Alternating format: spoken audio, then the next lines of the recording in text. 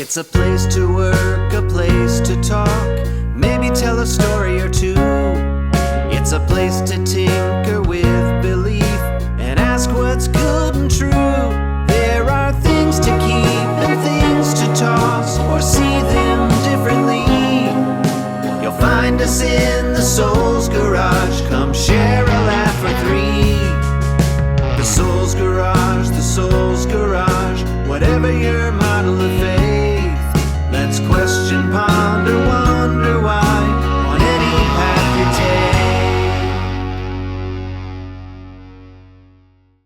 take. Welcome to the second edition of the Soul's Garage. I'm David Ezekiel. And I'm Paris Donahue. And together we welcome you to this joyful, wonderful experiment that we've got going, talking about matters of life and faith as we just kind of hang out in the garage with each other and also hang out with you. Glad that you've stopped by.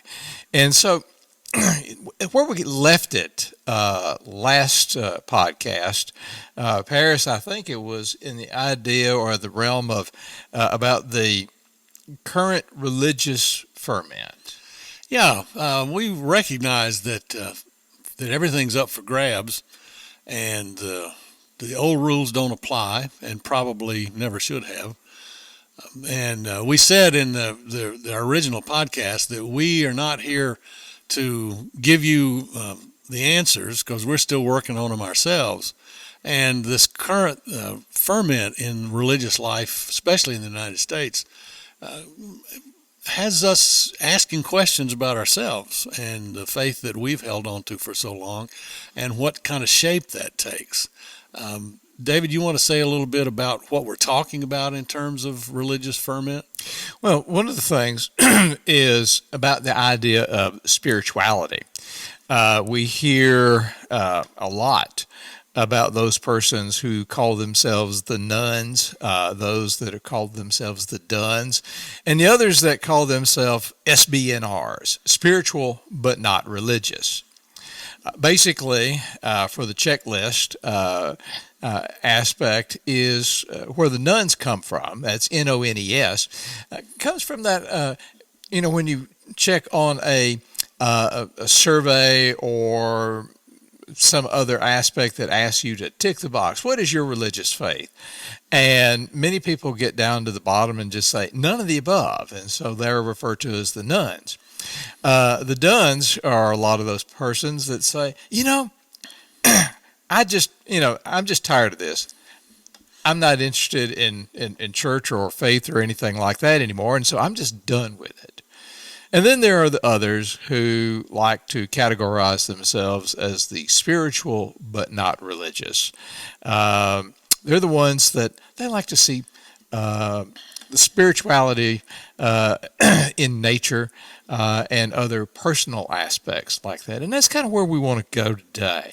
How has that shift occurred? And what are its implications for us and in matters of life and faith? How does it intersect with who we are? Well, yeah, and you talk about the spiritual but not religious. I can't help but think about a pastor, a Lutheran pastor named Nadia Bowles-Weber, who breaks every stereotype of what a pastor, and particularly a Lutheran pastor, ought to be like. She's covered with tattoos and piercings and all this stuff, and runs a church that meets in a bar and caters, and is welcoming to all kinds of people. And she says that we like to think that we're religious but not spiritual.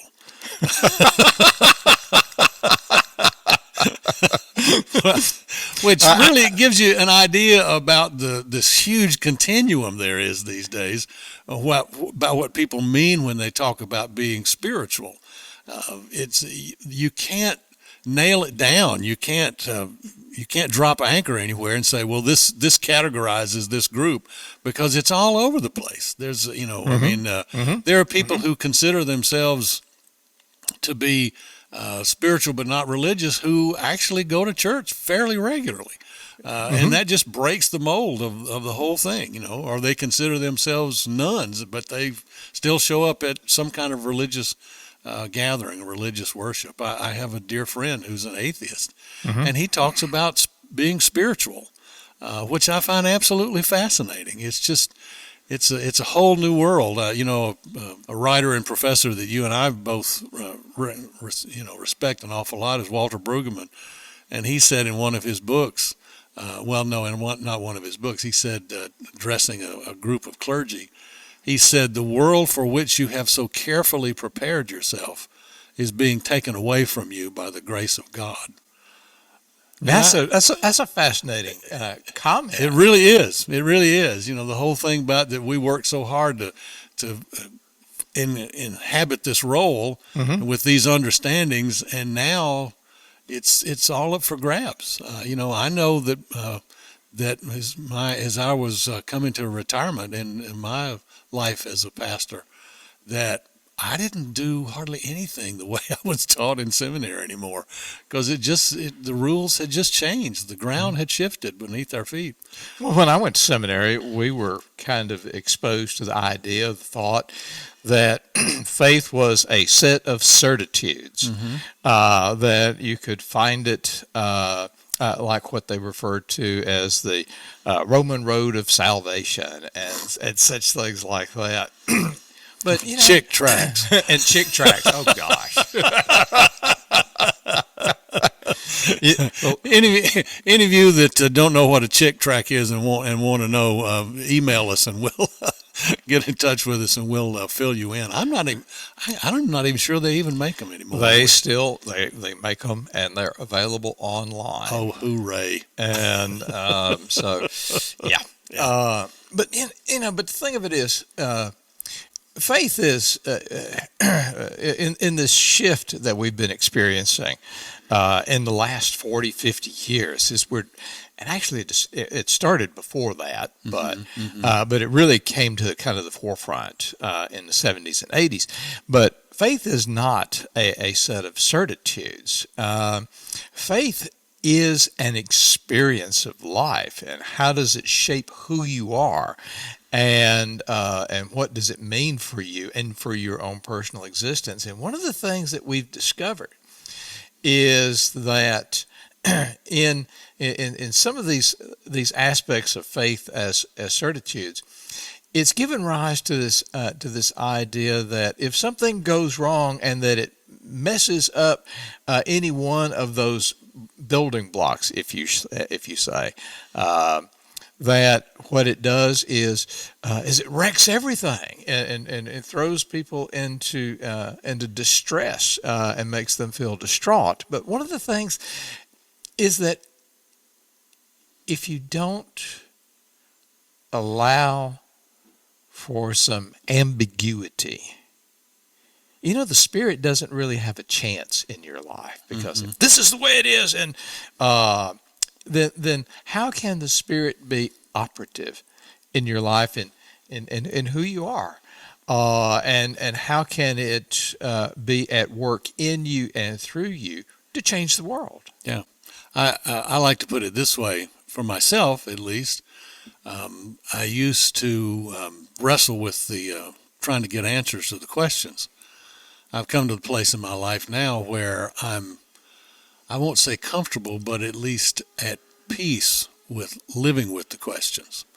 I don't, people used to come to me and say, well, what does the Bible say about so-and-so? What what does God think about so-and-so? And I used to try to answer them, and now I go, I don't know. Let's wrestle with that together. Yeah. That to me is the essence of being spiritual, is that you have people with whom you can share and you can wrestle with these ideas. Sometimes we need to hold one another up. Sometimes we need to prop one another up. And sometimes we need to say, you know what, I think you're going off in a weird direction here. Let's try to rein you in somewhere. The Christian community at its best, and I stress that, at its best, and when it's doing what it's supposed to do, and Lord knows an awful lot of times they don't. You can say that again. Yeah, right. Well, yeah, we can both attest to that. But at its best, that's what the Christian community does, is to create a space where we can discover God between us, maybe within us as well, but between us is where we get the questions and where we can wrestle with some answers. There's a great illustration that's told by Nikos Kazantzakis in his book, Report to Greco. He wrote the political thriller Z and a few other works. And one of those things, an illustration in that book says when Nikos was young, his mother was very religious, and so she went to Mass every day, and his father was an anti-religious, sort of bitter towards religious, and Nico was too. He was torn, though. And when Nikos was 19 years old, he decided to spend the summer at a monastery school on one of the mountains in Greece. And at this monastery, there was a famous old monk called Father Makarios.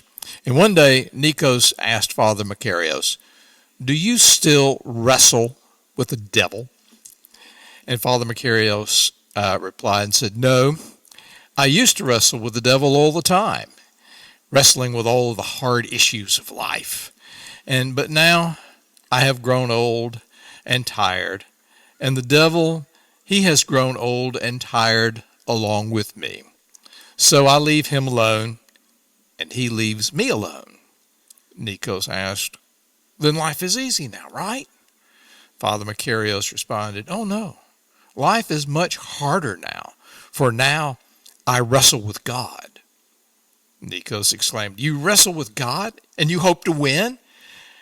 And he said, "Oh no, my child, I wrestle with God, and I hope to lose."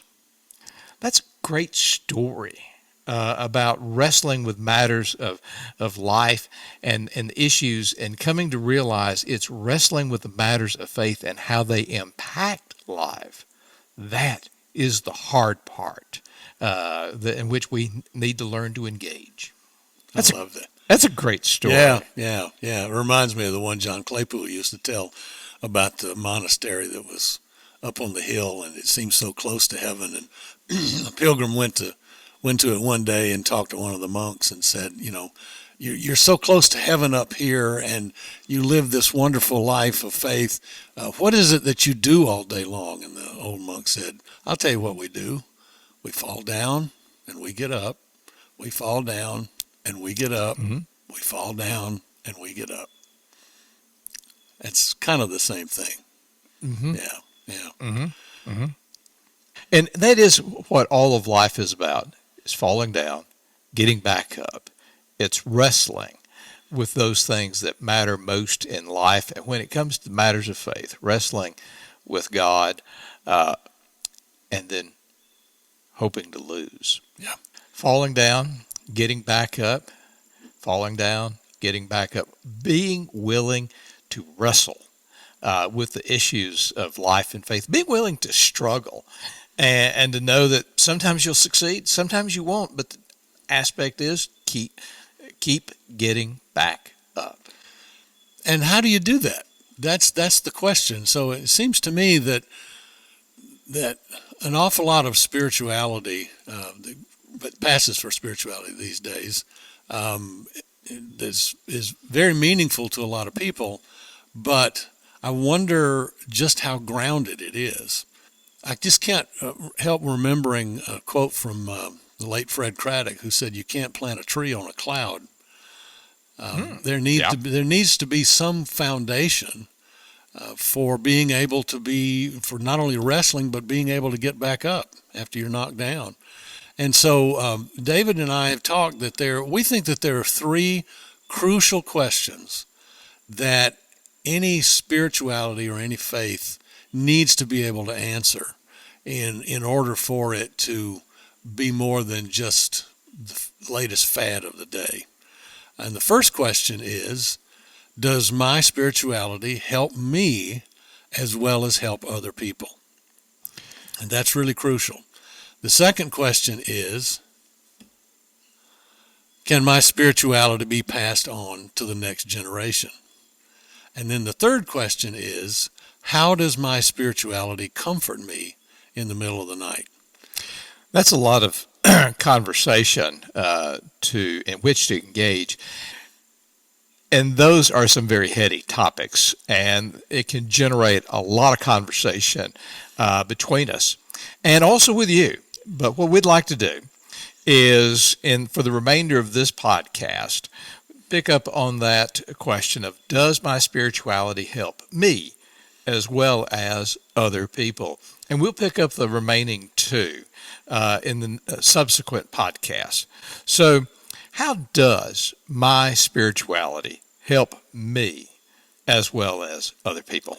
I hear a lot of people say, when, I feel the presence of God on the lake, when the sun's coming up.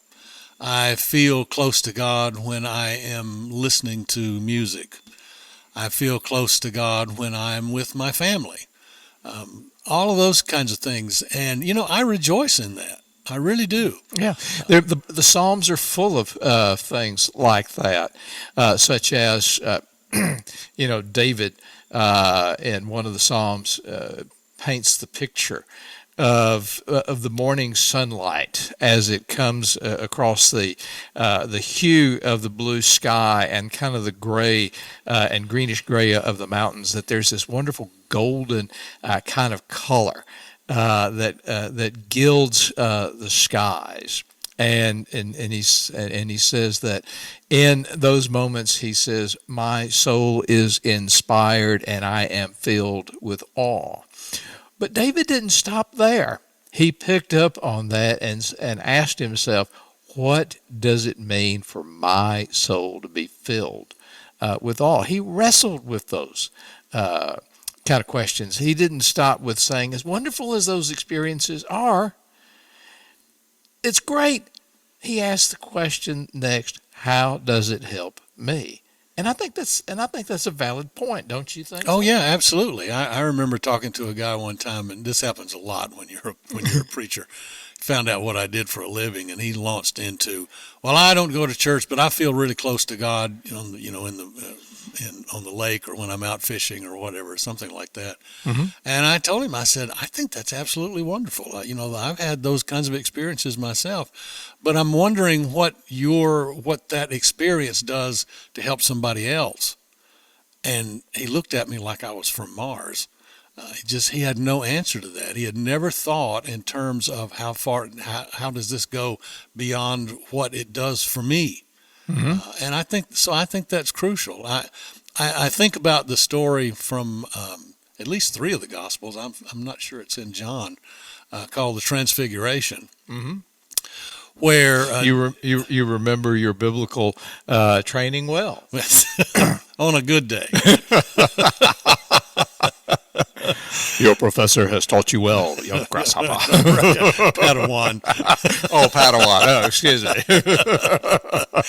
Anyway, the story is that Jesus took three of his disciples, Peter, James, and John, up onto a mountain. And if you go to Israel, they'll take you to that mountain and tell you this is where it happened.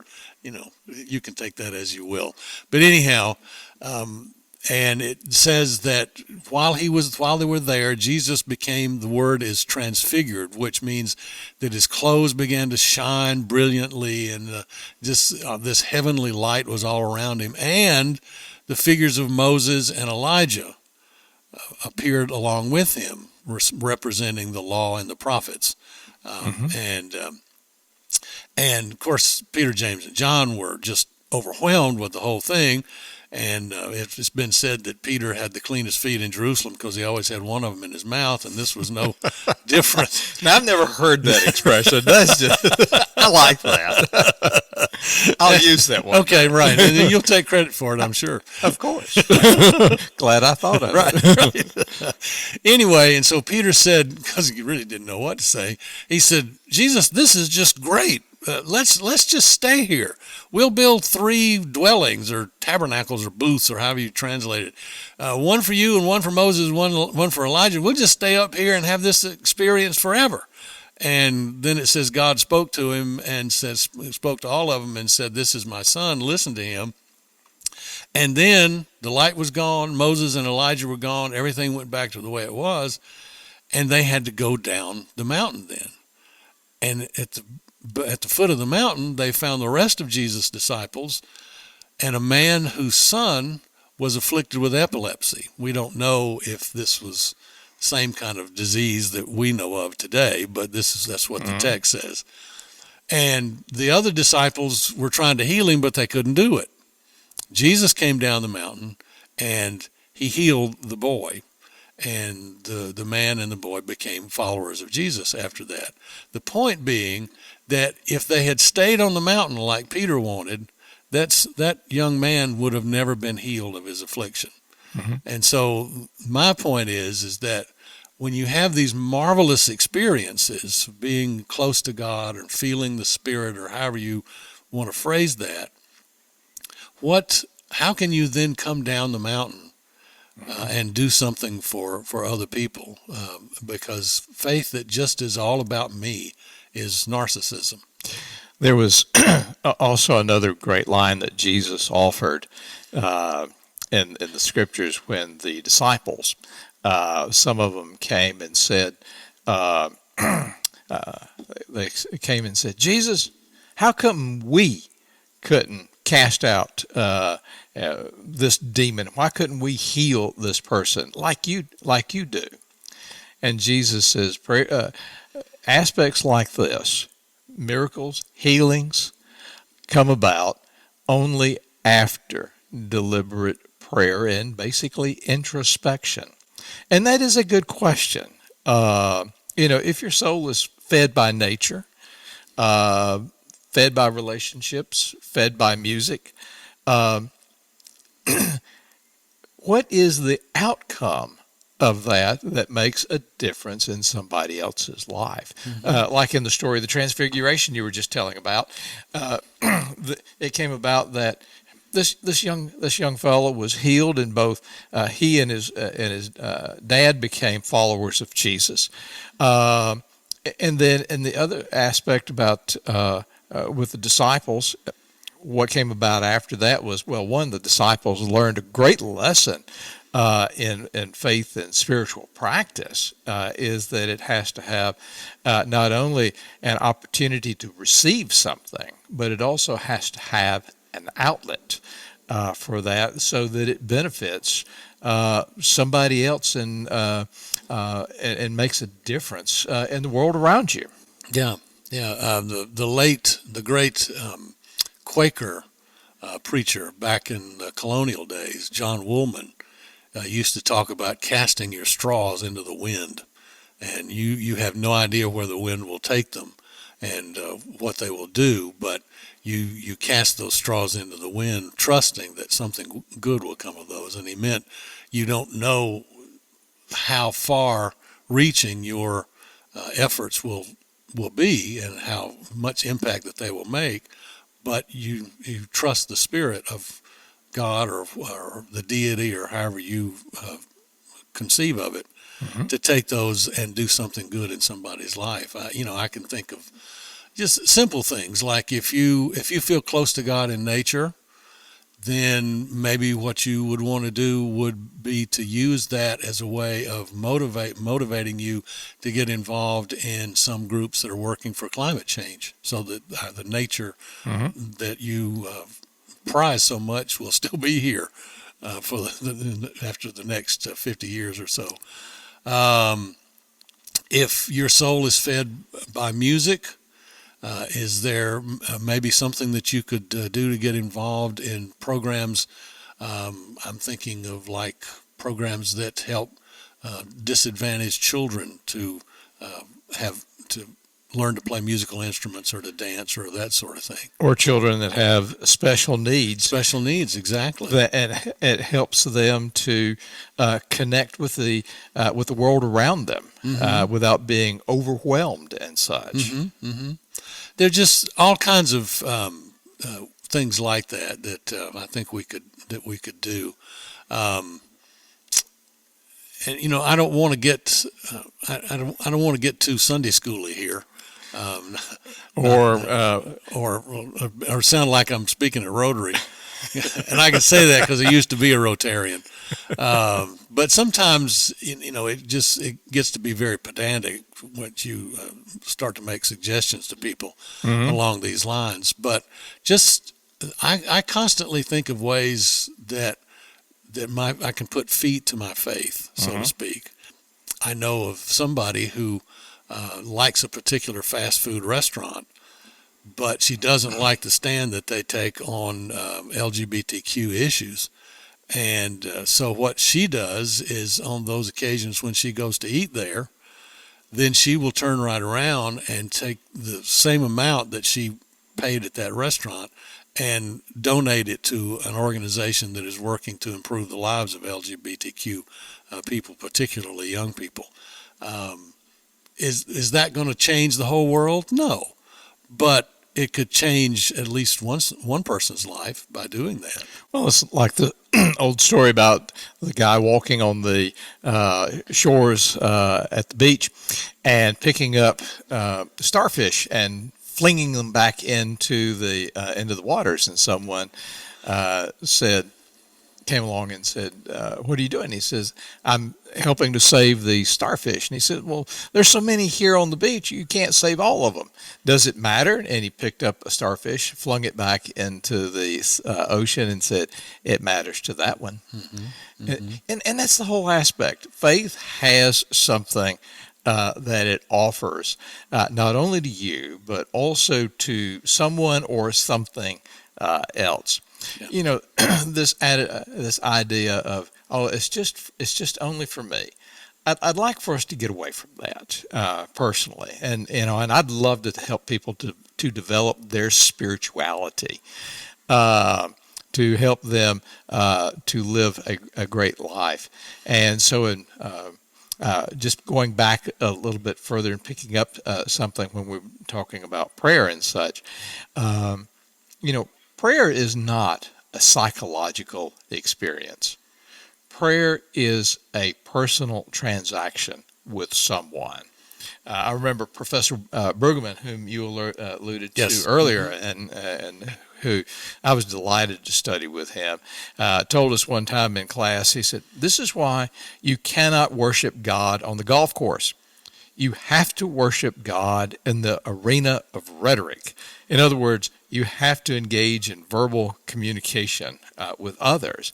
You have to talk these things through. You have to have that community discourse that helps, like you were referencing a little bit earlier, that helps you to sort all of these things out.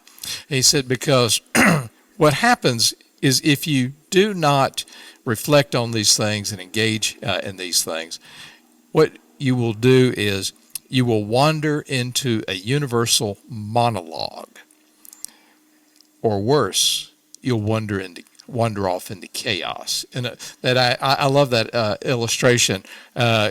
You wander off into a monologue. In other words, it was just you talking to yourself and just saying, "Oh, how great I am," and nobody's listening. How great thou art! How great I art!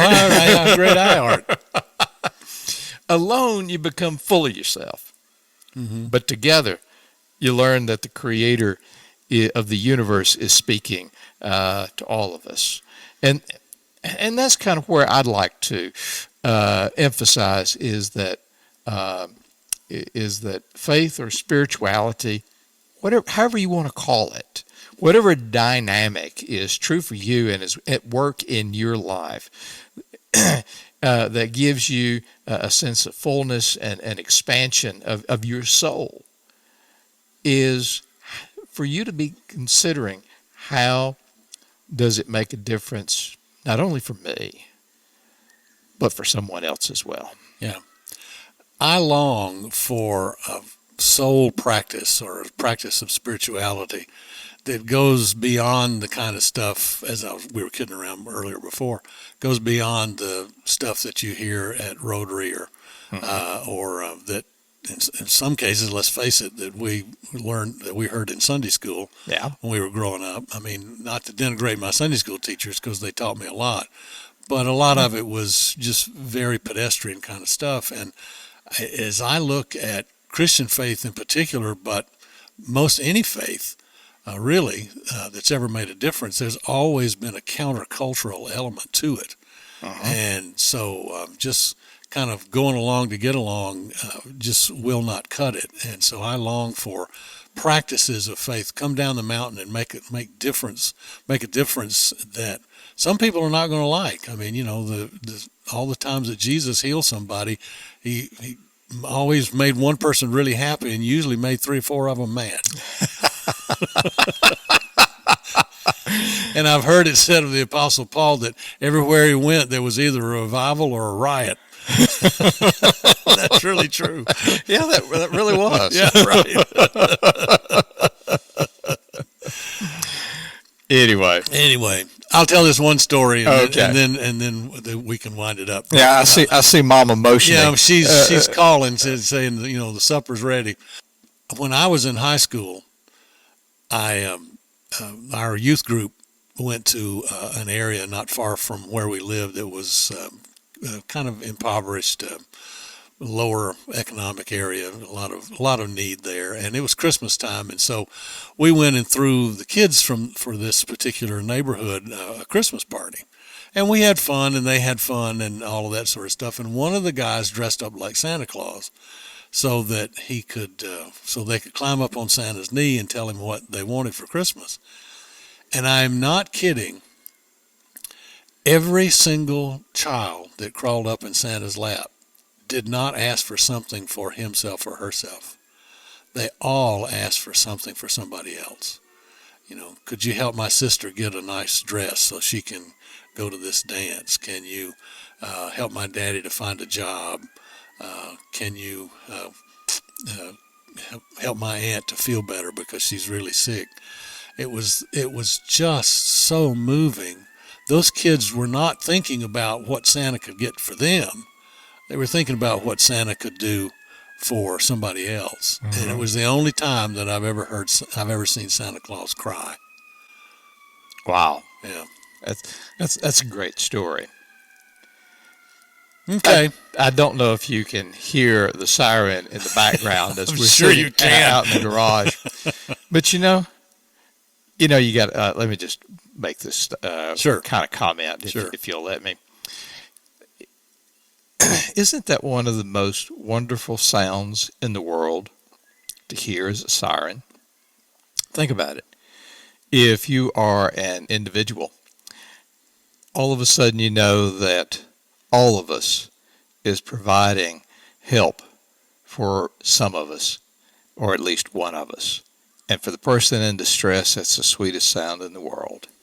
And that's just an example of how all of us can make a difference in the world, just in that one regard.